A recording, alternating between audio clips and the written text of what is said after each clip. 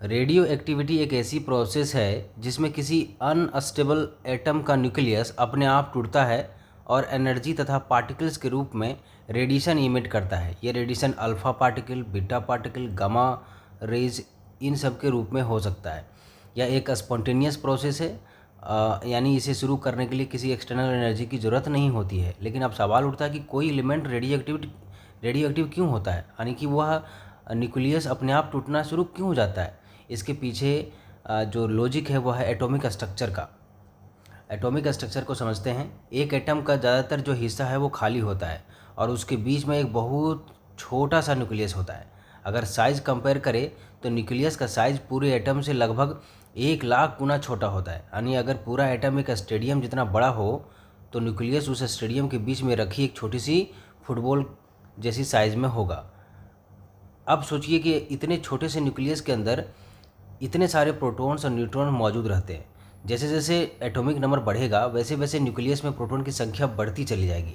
लेकिन प्रोटॉन सभी positively charge होते हैं, इसलिए वे एक दूसरे को जोर से रिपेल करेंगे और इसे कहते हैं इलेक्ट्रोस्टैटिक रिपल्सन। न्यूट्रॉन के ऊपर तो कोई चार्ज है नहीं, बस वो न्यूक्लियस को काउंटर बैलेंस करने के लिए, उसको स्टेबल बनाने के लिए यूज्ड अप है।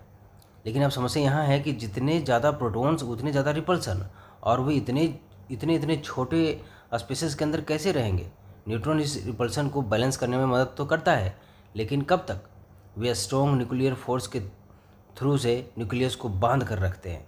लेकिन जब प्रोटॉन बहुत ज़्यादा हो जाएंगे तो न्यूट्रॉन्स भी इस फोर्स को पूरी तरह से बैलेंस नहीं कर पाएंगे और एक यह स्थिति पैदा होगी जब न्यूक्लियस पूरी तरह से अनस्टेबल हो जाएगा।